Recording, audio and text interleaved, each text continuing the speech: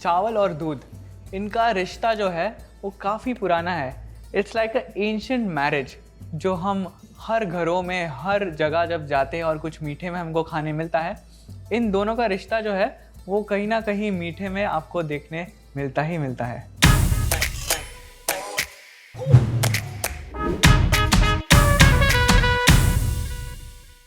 Hello guys, मैं अफराज, आपका modern Khan सामा, और आज इन दो चीज़ों से, राइस और मिल्क से, मैं एक ऐसी रेसिपी बताऊंगा आपको जो कि बहुत ही लजीज है और शादियों में बहुत बनती है। और ये डेलिकेसी है रामपुर की। जी हाँ, मैं रामपुर की बात कर रहा हूँ। वहाँ की क्यूजीन जो है थोड़ी सी अनडिस्कवर्ड है, बट आजकल लोग जा रहे हैं वहाँ पर, और वहाँ के जो खानसामे हैं उनकी बारीकियाँ और उनकी जो आर्ट है अभी भी, वो खाना पकाने का जो नवाबों के टाइम पे बनता था वो अभी भी है। तो उन्हीं में से एक रेसिपी है। तो आज की रेसिपी जो मैं आपके साथ शेयर करने वाला हूँ वो है गुलेती। गुल यानी कि फ्लावर होता है, और उसी से नाम आया है इस डेजर्ट का, और इसका जिक्र काफ़ी बुक्स में भी है। इसकी कहानी मैं आपको सुनाता हूँ, बट पहले चलिए शुरू करते हैं इसे बनाना। तो सबसे पहले यहाँ एक हांडी में मैं दूध उबालने रख दूँगा। सो यहाँ पर दूध मैंने लिया है फुल फैट मिल्क, मलाई वाला दूध। यहाँ पर मेरे पास है सोक्ड राइस, चावल को करीबन आधा घंटा भिगा लिया है मैंने।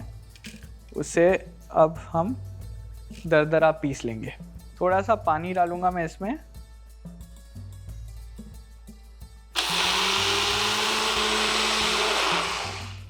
इसे दरदरा पीस लिया है, और यहाँ पर दूध जो है हमारा वो भी अच्छी तरह से उबल रहा है। देखिए, मलाई वाला दूध है, और जैसे ये उबाल आ जाता है इसमें एक, उसके बाद ये जो हमने चावलों को पीसा है वो मैं इसके अंदर डाल दूंगा।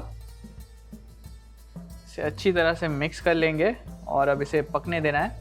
अक्सर लोग कंफ्यूज हो जाते हैं कि फिरनी और गुलेटी एक ही है। जी नहीं, ये एक नहीं है। काफ़ी डिफरेंसेस है इसमें। बनाने का तरीका थोड़ा सा सिमिलर है। वैसे पहले ज़माने में सिर्फ चावलों को पानी के साथ पकाया जाता था एंड दूध रिड्यूस करके बाद में ऐड करते थे, क्योंकि उस ज़माने में आई गेस मिक्सर या कुछ नहीं होता होगा, तो वो जो होल ग्रेन है उसको पकाते थे पानी में, और फिर घोट घोट के उसके बाद उसमें दूध ऐड किया जाता था और फिर पकाया जाता था।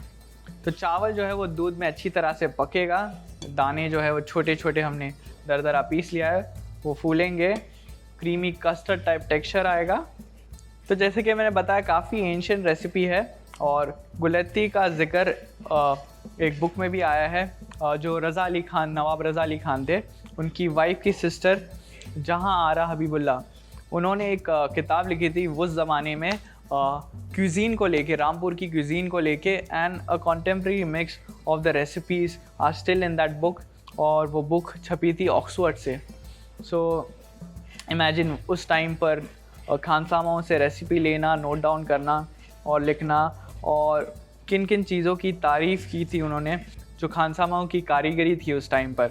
और रामपुर एक ऐसा शहर है जिसमें मिठाई और हलवों की बहुत बात होती है। उसी में से एक ये है गुलेती। तो गुलेती जो है वो है बेसिकली अ फ्लावर।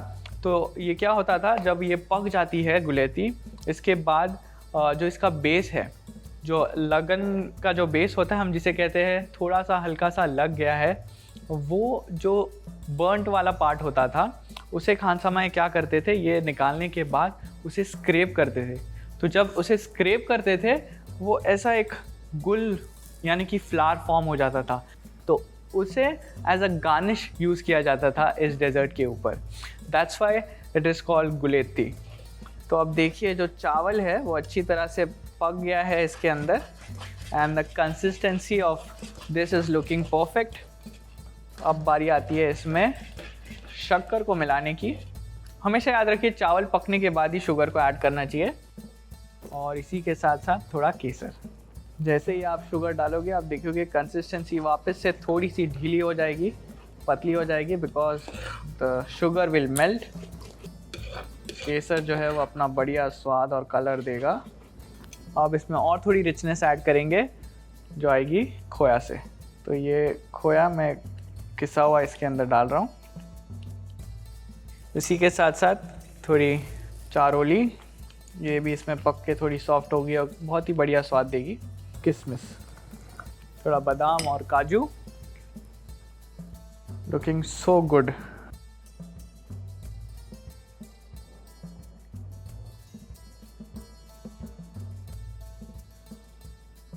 अब इसमें जाएगा थोड़ा सा नारियल का बुरादा, डेसिकेटेड कोकोनट। ये एक बहुत ही बढ़िया स्वाद देता है इसको। तो देखिए ये जो हमारा गुलेती है वो ऑलमोस्ट डन है। बस जो लास्ट चीज़ मैंने कहा, एक यूनिक चीज़ इसमें है, वो करते हैं।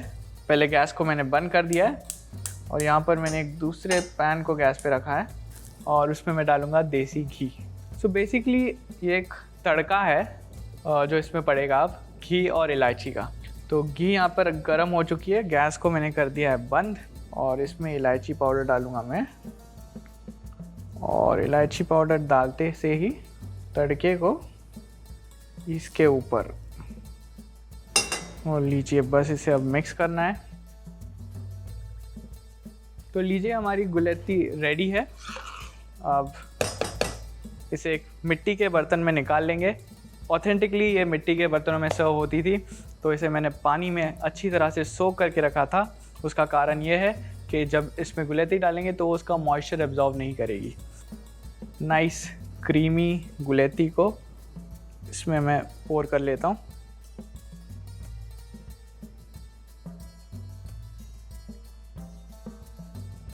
तो ये हमारी गुलेती तैयार।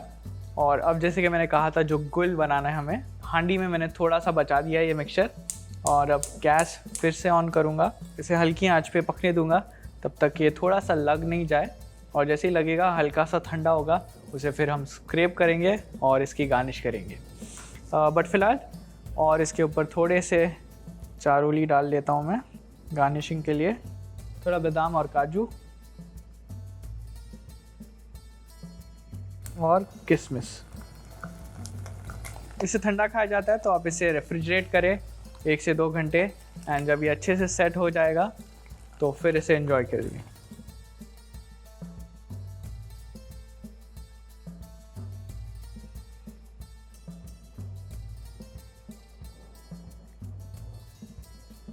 तो देखिए मैंने कहा था ना, गुल यानी कि उसकी स्क्रैपिंग।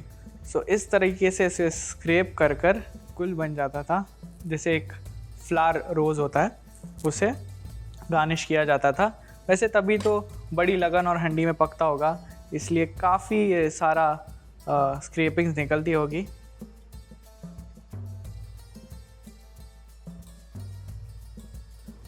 तो लीजिए तैयार है बहुत ही स्वादिष्ट और क्रीमियर टेक्सचर वाली guleti, all the way from Rampur. I am sure आपने कभी से ट्राई किया भी होगा या ना भी किया होगा, बट यूजुअली ये जो स्क्रैपिंग है, जो गुल ऊपर अभी फॉर्म किया है, वो आजकल मिसिंग है। लोग बनाते हैं रामपुर में भी, बट ये वाला पार्ट स्किप कर देते हैं। But I have shown you the right and authentic part of making guleti. So do try this recipe and also do that गुल पार्ट जो कैरेमलाइज वाला किया है, क्योंकि उसका एक अलग ही अपना स्वाद है। नाइस कैरेमल कस्टर्ड कैसे खाते हो आप, वैसा एक caramelise texture on top and nice creamy custard beneath. So बहुत ही अच्छा और स्वादिष्ट रेसिपी है। Do try this. Next time मिलेंगे और ही बेहतरीन और भी लाजवाब रेसिपी के साथ।